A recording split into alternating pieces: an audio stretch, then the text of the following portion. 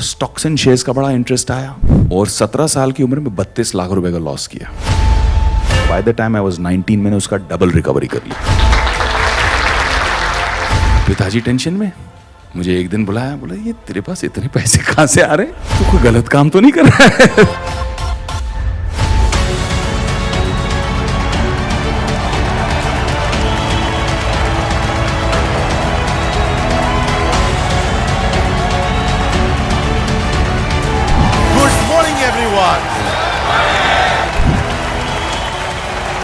Thank you for all the love. तो आज यार थोड़ी बातें करेंगे, थोड़ी सी मैं आपको अपनी कहानी शेयर करूंगा। मैं पढ़ाई कर रहा था मेयो कॉलेज अजमेर में, जो बहुत स्ट्रिक्ट बॉयज बोर्डिंग स्कूल है अजमेर में। अब बॉयज बोर्डिंग स्कूल में दुनिया इतने में सीमित थी, वही 300 एकड़ का कैंपस, उसी के अंदर खाना पीना कपड़े जूते जो चाहिए होते थे, जाना पड़ता था, साइन करना पड़ता था, बिल पहुंच जाता था पिताजी को। हमें तो कुछ समझ नहीं आया दाल आटे का भाव, तो हम तो ऐसे ही ले लेते, भैया 2 टी-शर्ट देना 2 जूते देना, यही करके ले लेते थे स्टोर से। तो बाहर का एक्सपोजर जीरो। अच्छा, हम निपटा के जब बंबई पहुंचे, अब पिताजी के साथ मैंने आने के बाद कहा कि पॉकेट मनी क्या होनी चाहिए। तूने कहा 500 रुपये बहुत है। पिताजी बहुत ही ज्यादा उसूल वाले, आदर्श वाले, 500 रुपये ही मिलेंगे, उससे ज्यादा कुछ नहीं मिलेंगे, और चाहिए तो खुद कमा लो। अब उन्हें कह तो दिया और चोट भी लगी बड़ी गहरी। पहले का बस से जाओ कह रहे हैं, ट्रेन से जाओ कह रहे हैं, फिर उसके ऊपर बोलते हैं 500 रुपये मिलेंगे और कुछ। मैंने कहा 500 रुपये भी आप ही रख लो, नहीं चाहिए। बड़े एटीट्यूड में पंजाबी स्टाइल में दिल बड़ा करके बोल के आ गया मैं। अब हालत खराब, अगले सुबह कैसे पहुंचूंगा कॉलेज। एक आध दिन तो किसी दोस्त से पूछ लिया, भैया लिफ्ट दे दे, ये कर दे वो कर दे। रोज का मैनेजमेंट कैसे होगा भैया। चल के जाना पड़ा मुझे भाई, मेरे यहाँ से घर से चल के जाना पड़ा। रियल फाका जिसको कहते हैं, बिल्कुल जेब में कुछ नहीं। अब ऐसे में एक अपॉर्चुनिटी आई, किसी ने शो पे देखा, एक रेडियो प्लेज जो क्रिएट करती थी, उन्होंने कहा कि आपकी आवाज़ बहुत अच्छी है, आप एक्सप्रेशन बहुत अच्छा करते हो, आप रेडियो प्लेस करोगे क्या। मैंने कहा हाँ ज़रूर करेंगे। रेडियो प्लेस करने पहुंच गए, वहाँ किसी ने पूछा आप जिंगल्स करोगे, रेडियो के एड्स करोगे, तो मैंने कहा हाँ कर लेंगे। फिर किसी ने वहाँ से पूछा बड़ी अंग्रेज़ी फिल्में और सीरीज़ हिंदुस्तान आ रही हैं, आप उसकी हिंदी में डबिंग कर लोगे। मैंने कहा हाँ कर लेंगे। ये जो जिसने ये कहा उनका नाम था रॉनी स्क्रू वाला, जिन्होंने आगे चल के यूटीवी बनाई।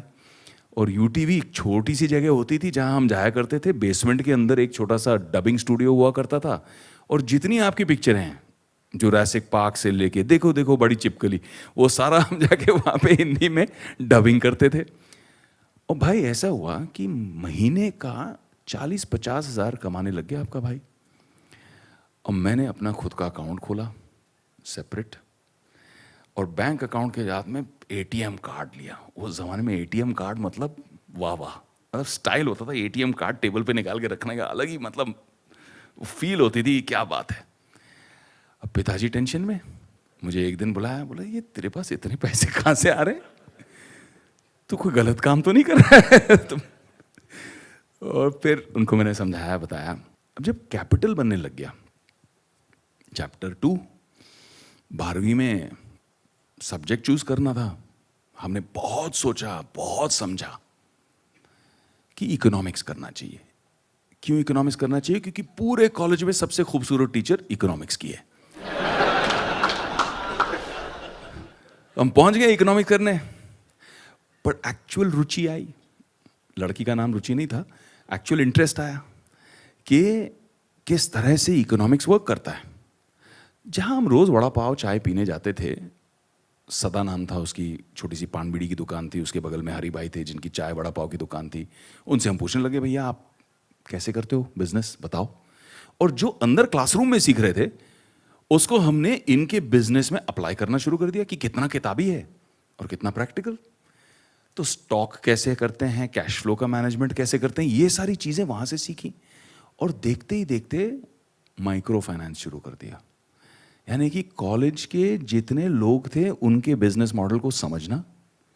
कोई डोसा वाला है, तो कोई वड़ा पाव वाला है, कोई चाय वाला है, कोई सैंडविच वाला है, किसी की पान बीड़ी की दुकान है। इन सब का मॉडल समझ समझ के इनको फाइनेंस करना और एक हेल्थी वे में प्रॉफिट शेयर लेना, ना कि उस जमाने में जो होता था 7-8% पर मंथ चार्ज करते थे इनफॉर्मल फाइनेंसिंग, क्योंकि फॉर्मल फाइनेंसिंग तो थी ही नहीं, बैंकिंग थी ही नहीं। तो एक टाइम ऐसा आया जब तक मैं ग्रेजुएट हुआ कि जो पूरे कॉलेजेस के सामने जितनी दुकानें थी सबके साथ मेरा अकाउंट चलता था, सबके साथ मेरी फाइनेंसिंग चलती थी और सबके साथ बाई खाता बना के रखा था। यहां से ऑलवेज फॉरवर्ड प्रोग्रेशन कि क्या नेक्स्ट, क्या है व्हाट नेक्स्ट।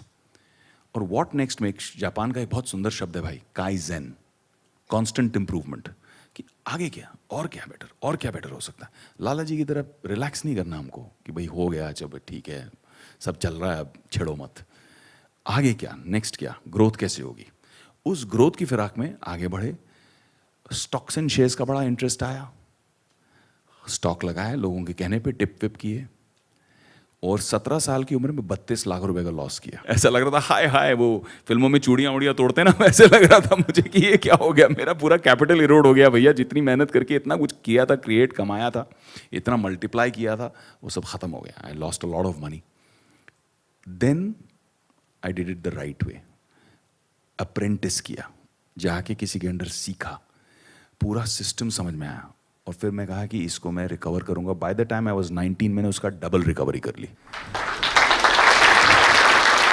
कमोडिटीज में जाके काम किया, बट इस टाइम सोच समझ के पहले जाके अप्रेंटिसशिप की, कोई ईगो नहीं, नौकरी की तरह जाके वहां पे मेहनत की, समझा, सीखा, फिर कमोडिटीज का मार्केट समझ के उसमें कैसे कमाए।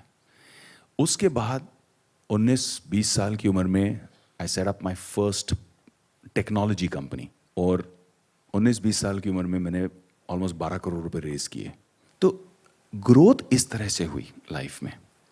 तो फाइनली मैं ये कहना चाहूँगा आप लोगों को कि my personal experience has taught me, और मैं हमेशा अच्छे लोगों से, बड़े लोगों से, जो आप बड़ा बिजनेस में भी करते हो, बिलियनर प्रोफेसर्स को लेके आते हो, तो मेरे लिए भी कुछ लाइफ के ऐसे अच्छे बिलियनर प्रोफेसर्स बन गए हैं जो कुछ समय देते हैं और उनका समय बहुमूल्य है मेरे लिए।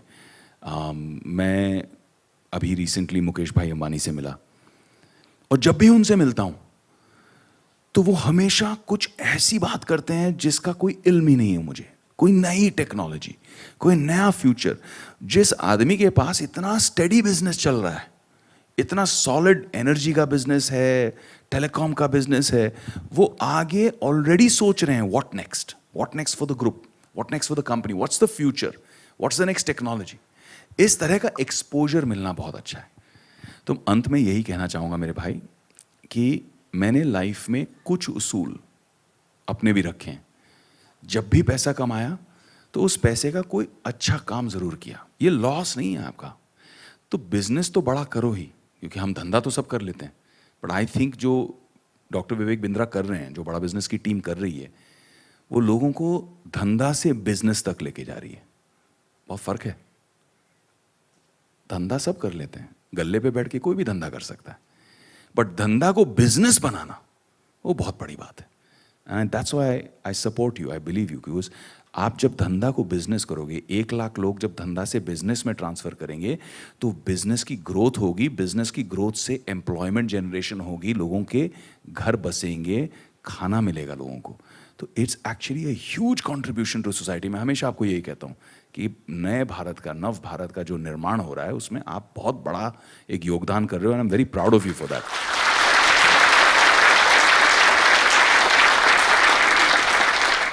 I have a question from you. मैं ये जानना चाहूँगा और सब ये जानना चाहेंगे, फ़ायदा होगा कि आप एक स्टार्टअप को मेंटर करने से पहले, उसमें इन्वेस्ट करने से पहले, उसमें अपना समय देने से पहले, उसको बड़ा करने का डिसीजन लेने से पहले, आप what all do you see? क्या 5-7 चीज़ों का ध्यान रखते हैं कि यार ये अगर कंपनी में होगा तो मैं उसमें आने को तैयार हूँ और उसको बड़ा करूँगा? बहुत बहुत बढ़िया सवाल है।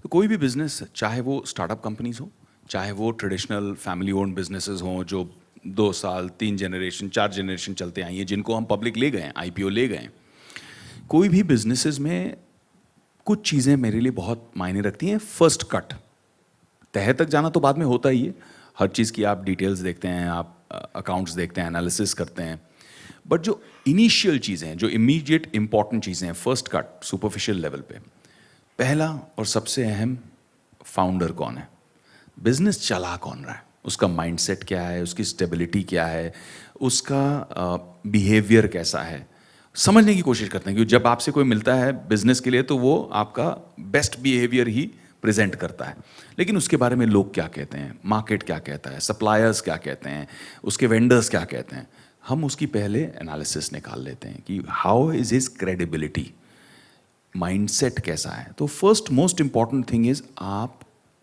अपने बिजनेस के खुद ब्रांड एम्बेसडर हो, यू आर दैट बिजनेस। तो आपको वो ईथॉस, वो माइंडसेट उसमें सिर्फ धंधे में नहीं अपने आप में भी मेंटेन करना है। इसीलिए आज टाटा ग्रुप की इतनी रिस्पेक्ट बनी रहती है, जबकि इतने सारे ऐसी फैमिली ओन्ड कंपनीज हैं भाई जो सेकेंड जनरेशन थर्ड जनरेशन तक खत्म हो जाती हैं, फिनिश हो जाती हैं, बट इन्होंने एक इथॉस मेंटेन रखा। तो first thing is the founder और the owner. Second thing is the environment. क्या ये सनराइज सेक्टर है या सनसेट, क्या इसके अंदर ग्रोथ पोटेंशियल है या नहीं। आप मेरे पास आओगे इंटरनल कंबशन इंजन रिलेटेड कोई बिजनेस लेके, मैं बोलूँगा नो, क्योंकि मुझे पता है कि आज धंधा है लेकिन डिप्लीटिंग है, डाउन जा रहा है ये। सनराइज क्या होगा, आप ईवी लेके आओगे, मैं बोलूँगा okay I am interested, because electric vehicles में पोटेंशियल अब बढ़ रहा है। सो you look eight whether the environment is right और नॉट। आप बोलोगे मैं हिंदी फिल्म में बना रहा हूँ और ब्राज़ील में शूट करूंगा ब्राज़ीलियन एक्टर्स के साथ में और ब्राज़ील में डिस्ट्रीब्यूट करूंगा, मैं बोलूँगा नो भैया, मार्केट ही नहीं है वहाँ पे। पायनियर करना होना, उसकी चांसेस पॉसिबिलिटीज 1% है। मैं वो 1% पे अपने इन्वेस्टर्स का रिस्क क्यों लूँगा? I will not put my name, my brand, my money, my investors money. So you look at the environment, that's the second thing. Founder, manager, founder, owner. Second, environment. The third is what are you solving. क्या pain point है, क्योंकि जहां pen point है वहां opportunity है। क्या pain point को आप सॉल्व कर रहे हो, क्या अपॉर्चुनिटी है जो आप क्रिएट कर रहे हो from that problem. How are you solving that problem and are you doing it better than what the existing solutions are. Is it better, is it more scalable, is it cheaper, is it more qualitative. This actual value addition, actual value addition आप कर रहे हैं या नहीं कर रहे हैं, उसे हमें असेस करना है। I never go into anything that's pure trading based, कि यहाँ एक अपॉर्चुनिटी है, यहाँ से लिया, यहाँ पकड़ा दिया। No, anything that can be built and scaled. And the last and most important thing is, can it be scaled organically, can it be scaled organically without the founder. कि कल को फाउंडर को कुछ हो गया तो ये धंधा अपने आप चलेगा या ये उसी पे टिका है। As an investor, I look at these few things.